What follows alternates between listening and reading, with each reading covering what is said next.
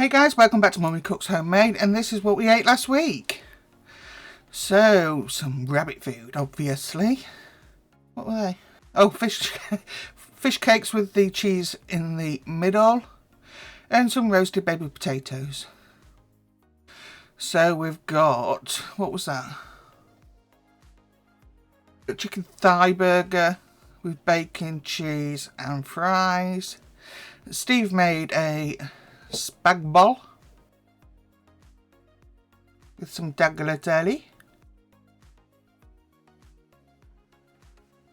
It was a bit difficult last week, guys, what with the kitchen being done. Not the kitchen, the bathroom.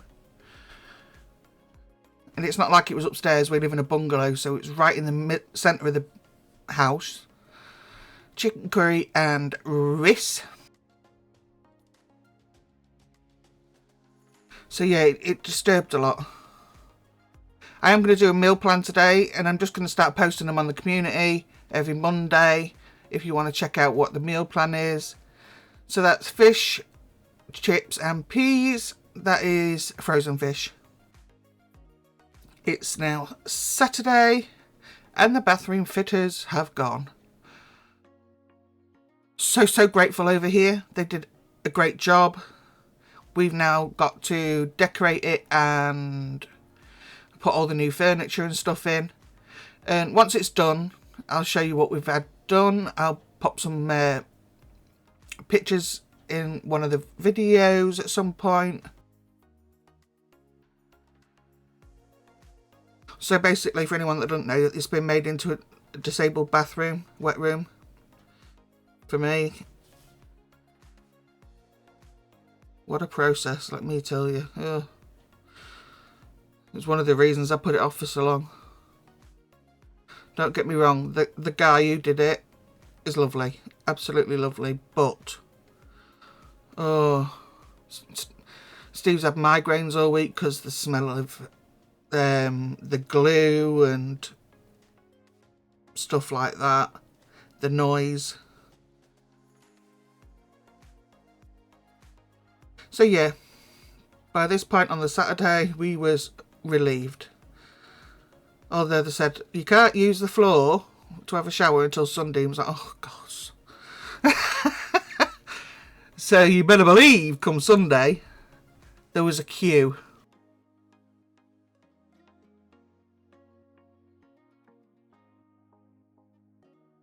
And Steve said it's because I'm deaf at the minute. Don't ask what's happened with my ears. So I don't know even if I'm shouting doing this, to be honest. I'm half deaf at the minute. It's not a medical problem, it's a stupidity problem. But that shower was so quiet. It was like almost like it wasn't even turned on, you know, the actual shower machine. So yeah, that was good. So I've seared the meat, the leeks. I'm putting some chopped carrots in here. This chopper here is from the lovely Fiona over at Fiona in a Kitchen. She's just started uploading content again on her channel if you want to go and have a look.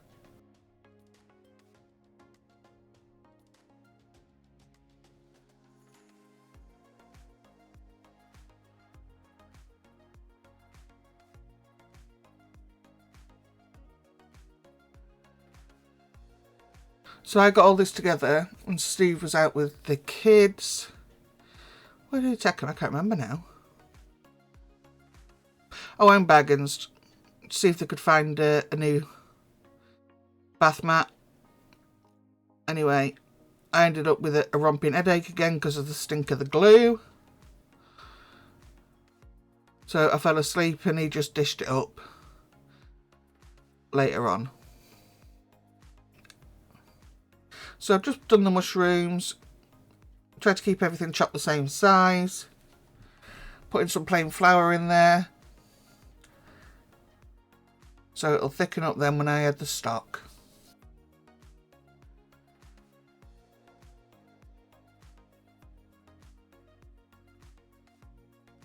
So yeah, I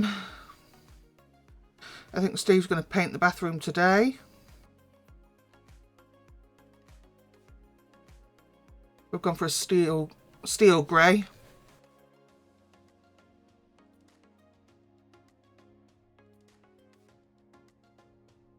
Pop some garlic in there.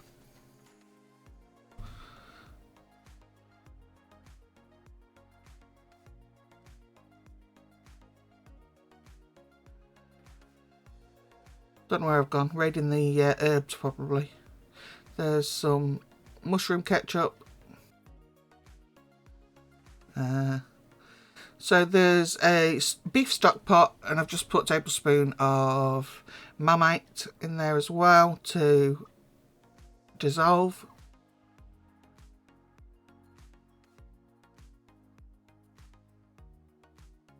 Just add that to the meat.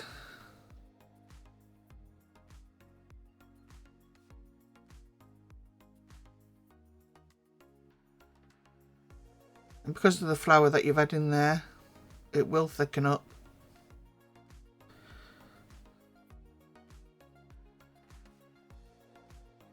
You'll find that flour tends to want to catch on the bottom of the thingy. It doesn't burn. But yeah, that was it basically. Just left it on slow cook. Added some white cabbage in. And that's how Steve finished off his plate and Amy's. It wasn't till about 9 PM when I had some, I don't think. So what we're on now, Sunday. I've been promising the girls all week that they could have a cake because I haven't made them one for a bit. I need to get my vitamin D and B12 and that checked again because, yeah, I have issues with that and it makes me lethargic and my joints ache and headaches. My hair is again falling out. Anyone that's been with me a while knows that I've already been through this 2 or 3 times. So yeah, I need to get that checked out. And I'm already taking supplements to stop it from happening again. That I buy myself, not on prescription. But here we go again. So never mind that. Moving on, we've got the eggs in there, we've got the baking powder, and this is a double batch, so 4 heaped tablespoons. We don't do just level tablespoons, we want it chocolatey. Tablespoons of really good cocoa. Add in a lot of caster sugar.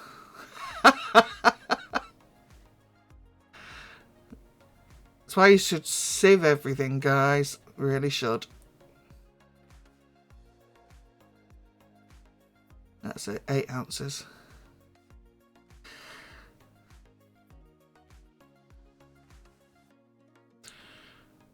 You don't sieve it, you're going to end up with all that inside your cake. And not all of it dissolves with the liquid from the eggs, because there's no other liquid in this. So 8 ounces of self-raising flour.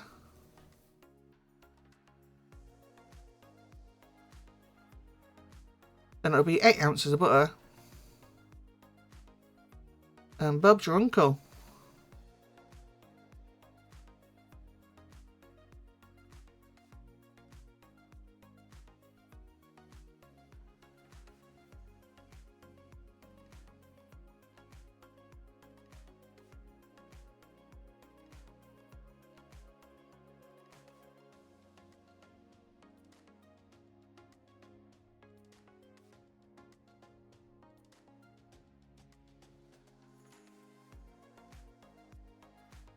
So Steve bought me a new set of them silicone whisks that I was whittering about.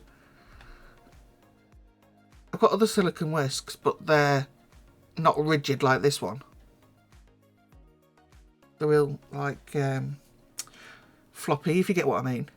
And I don't find them much good for mixing things like this, but this one's ever so good. So I bought a pack of 3 and they're all rigid. and different sizes. I should have picked the bigger one, but never mind. I got there in the end.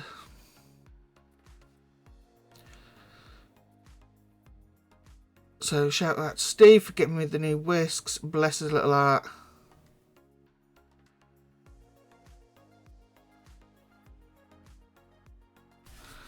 So this is Grandma's cake, not Grandma, Nana's cake recipe.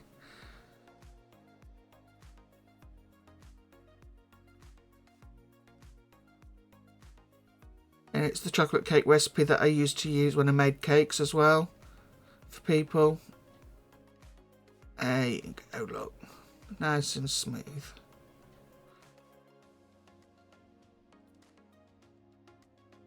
And the vanilla's been added as well. I prefer to put, personally, either cocoa extract, chocolate extract, or coffee extract in, but the kids don't like it, so since it's for them, I didn't bother. So I tried out these new grease-proof sheets. Note to self, pin them edge bits next time. Not that it did any damage, but still, you'll see. So I'm just splitting it between the two tins. These are 8-inch tins.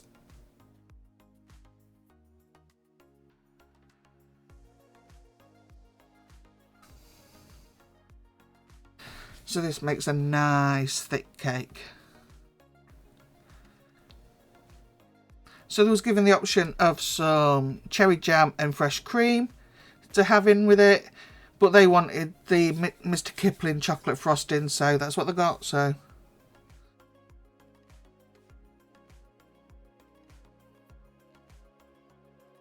when they tell you what you want, what they want, listen, because then they're going to eat it.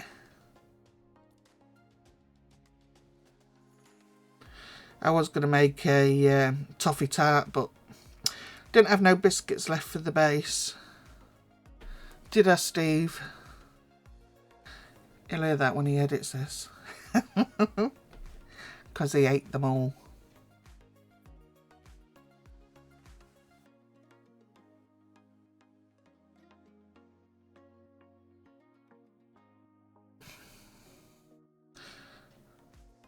Steve's not got an overly sweet tooth, is more savoury, but biscuits are his downfall. So just going to give them a bang, just knock the air out of them, and there they are, and they're done. Nice and big. You can see them two fell in, but it don't really matter. I use that as a bottom layer. Want no tragedy really. So stuffing, as usual. Just make it up with hot water, allow it to cool, and then add the pork and apple sausage meat into it.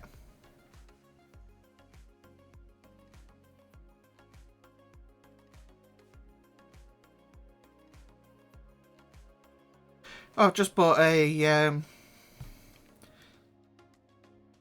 6-inch, a small 6-inch springform tin, and I'm going to redo one of the recipes that I did at the beginning of the channel, which is a sausage pie. So that will probably recorded this week and probably up next week. So I don't know. It was a popular recipe when I first started the channel.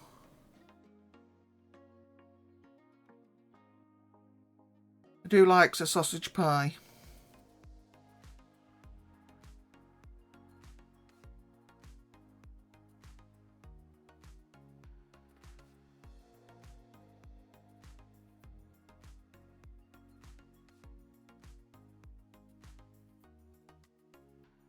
So there's the carrots. And all these carrots got used up. Dog had some as well. Parsnips only Steve had.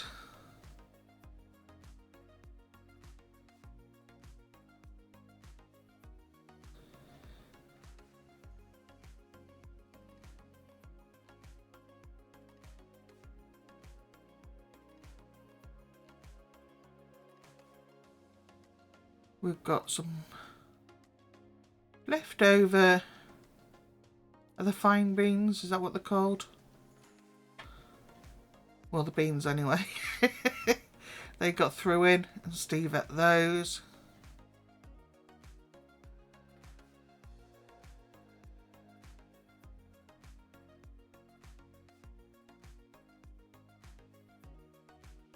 Some white cabbage.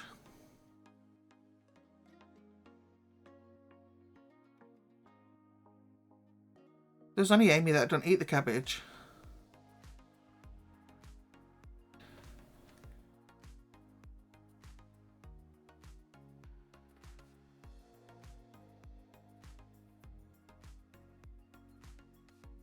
Even the doggy ate her vegetables with her dinner today.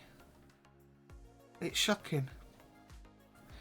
She ate broccoli and she ate everything. And she'd knock the carrots all over. As dogs do, they nudge things out the way, don't they? Anyway, I left the plate down there with these random carrots on it. I did chop hers up, I didn't leave them that size. Mummy chopped hers up on a plate with the meat and a little bit of gravy. And she'd nudged them all. So there was some on the plate and there was some on the floor in the kitchen. Left it. Once she's seen that everybody else had finished their tea, she went back and ate carrots. She's a madam.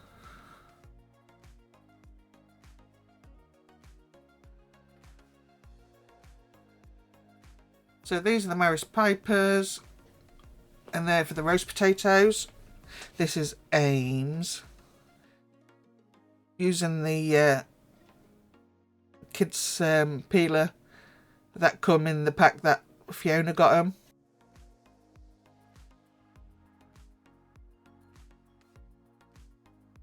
Bless her. It's hard work being a lefty.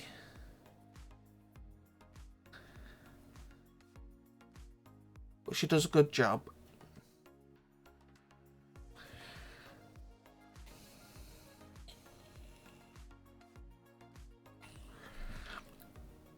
And this is my 9-year-old.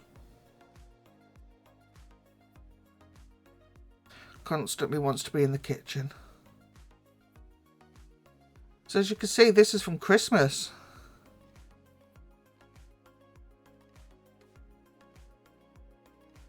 So this great big joint here was £6.95. Our price at Christmas. So it's pork loin with crackling. So dry it off. Make sure you just get rid of that tea towel so nobody uses it. Make sure it's dry. I'm just going to add some garlic powder on here. And some thyme. And then some flake sea salt and coarse black pepper. And then rub it in.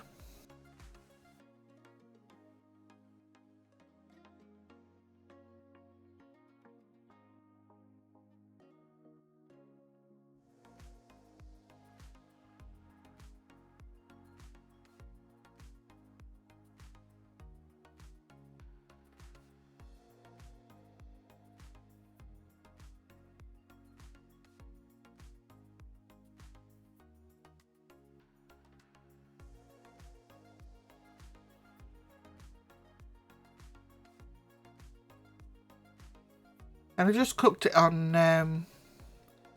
gas 4 with the thermometer probe inside. I set it to 70°C. And once that alarm went off, I took it out. And there we go.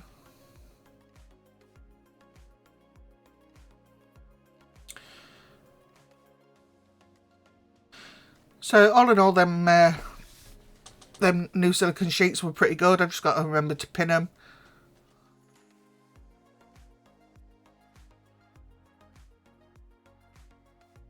This is the Mr. Kipling chocolate fudge frosting that the kids wanted, which is fine by me. Got rid of it out of my cupboard.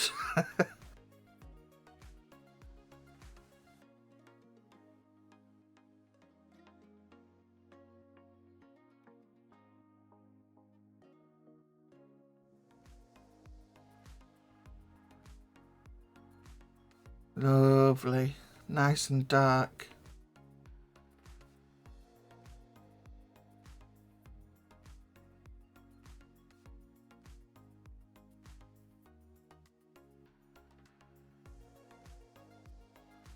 I'm just going to put the rest on top and stick it in the fridge.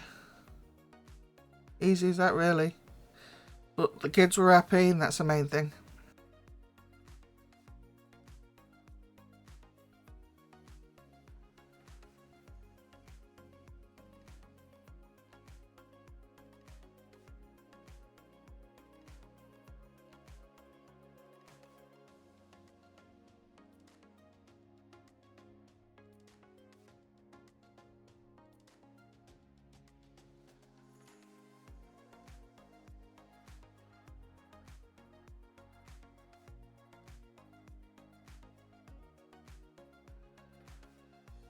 And there we go, double chocolate cake. No problem, nice and quick. Steve sliced the meat up. It was nice and tender. That's not all the cracking that come off it. It's already gone in Steve's belly. There it is, plated up before gravy goes on. Lovely jubbly. And that was last week, guys. So, yeah. Interesting week for us. So, thank you so much for watching. Don't forget to like, comment, subscribe. Share it if you can. Hit the notification bell, and I'll see you in the next one. Bye-bye.